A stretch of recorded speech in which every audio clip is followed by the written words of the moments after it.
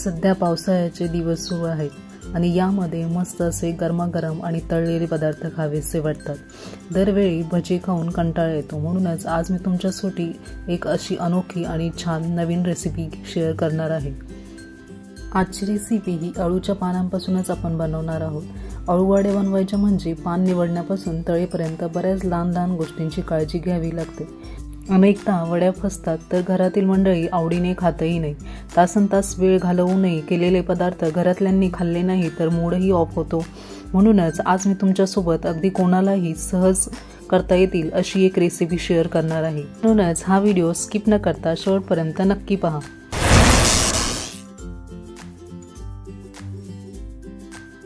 नमस्कार, माझ्या चॅनलवर तुमच्या सगळ्यांचं मनपूर्वक स्वागत। रेसिपीला सुरुवात करण्याआधी मी तुम्हाला सगळ्यांना एक रिक्वेस्ट करते, अजून माझ्या चॅनलला तुम्ही सबस्क्राइब केलं नसेल तर प्लीज सबस्क्राइब करा आणि शेजारीच बेल आयकॉनचं बटन असेल तर तेही प्रेस करा, जेणेकरून माझ्या नवीन व्हिडिओचे नोटिफिकेशन तुम्हाला मिळत जाते। चला तर मग रेसिपीला सुरुवात करूया। आता इथे मी काही अळूची पाने घेतलेली आहेत, ती स्वच्छ धुवून घेतलेली आहेत आणि त्याचे इथे देठ सुद्धा मी काढून घेतलेले आहेत, ते बघू शकता तुम्ही।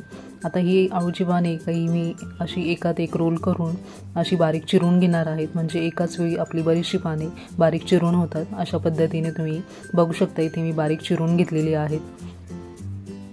याआधी मी तुमच्यासोबत अळूवडी नवीन पद्धत ए मध्ये अगदी पानांचे देठ काढण्यापासून ते अळूवडी ही रेसिपी शेअर केली आहे।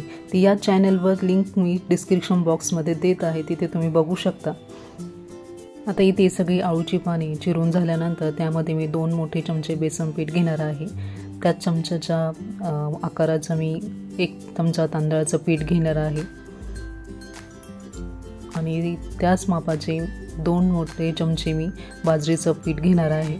असे 3 प्रकारचे पीठ मी यामध्ये घेतलेले आहे। बाजरीचे आणि बेसन पीठ हे सारख्या मापाचे आहेत आणि तांदळाचं पीठ कुरकुरीतपणा येण्यासाठी 1 चमचा मी घेतलेला आहे। आता इथे आवडीनुसार आपल्याला हिरवी मिरची, लसूण आणि थोडंसं शेंगदाण्याचं कूट असं मी ठेचा केलेला होता, तोच ठेचा मी यामध्ये वापरलेला आहे। तुम्ही हिरवी मिरची, लसूण असं मिक्सरमध्ये ग्राइंड करून यामध्ये वापरू शकता। आपल्याला किती तिखट हवं त्यानुसार आपण इथे हिरवी मिरची, लसूण घ्यायचं आहे। आता इथे चवीनुसार मी मीठ यामध्ये टाकलेलं आहे। त्यानंतर अर्धा चमचा आमचूर पावडर टाकलेली आहे, यामुळे छान चव येते आणि सफेद तीळ 1 चमचा घेतलेला आहे। आता हे सर्व आपल्याला व्यवस्थित मिक्स करून घ्यायचं आहे। पाण्याचा अंदाज घेऊन आपल्याला पीठ भिजवायचं आहे। पाणी जास्त एकदम खूप पीठ सैलसर होणार नाही या अंदाजाने आपण पीठ भिजवायचं आहे। इथे बघू शकता तुम्ही, अशा प्रकारे मी पीठ भिजवलेलं आहे आणि आता त्याचे असे छोटे पॅटीससारखे गोळे करून घेणार आहे आणि एकीकडे मी चाळणीला असं तेल लावून घेणार आहे आणि त्या चाळणीवर आपल्याला हे असे पॅटीस करून वाफायला ठेवायचे आहे। गॅसवर मी इडलीचं असं जे मोठं असं भांडं असतं ते ठेवलेलं आहे तापायला आणि असे पॅटीस तयार करून या चाळणीत मी सगळे ते वाफायला ठेवणार आहे। इथे असे माझे सर्व गोळे तयार करून झालेले आहेत आणि मी ते इडलीच्या अशा भांड्यामध्ये चाळणीवर ठेवून दिलेलं आहे वाफायला। आता हे आपल्याला 15 मिनिट वाफवून घ्यायचं आहे। आता इथे 15 मिनिटांनी नंतर हे वाफल्यानंतर आपल्याला पूर्ण गार होऊ द्यायचं आहे आणि मग त्याचे आपल्याला असा बारीक सुरीने काप करून घ्यायचे आहेत। आता इथे आपलं वाफवून झालेलं आहे। आता हे मी पूर्ण थंड झाल्यानंतर त्याचे अशा प्रकारे काप करून घेत आहे, इथे बघू शकता तुम्ही। हे काप करेपर्यंत एकीकडे मी कढईत तेलसुद्धा तापायला ठेवलेलं आहे आणि आता हे काप करून झाल्यानंतर मी हे असे तळून घेणार आहे।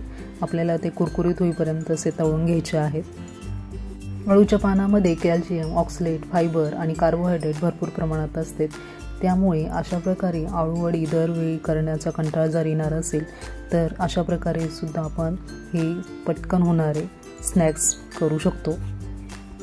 तुमच्या घरी एखादी पार्टी असेल किंवा काही समारंभ असेल किंवा घरात काही पूजा वगैरे असेल तर अशा प्रकारे हा एक नवीन पदार्थ तुमच्याकडे तुम्ही करू शकता आणि पाहुण्यांकडूनही तुम्हाला कौतुकाची थाप नक्कीच मिळेल याची मी खात्री देते।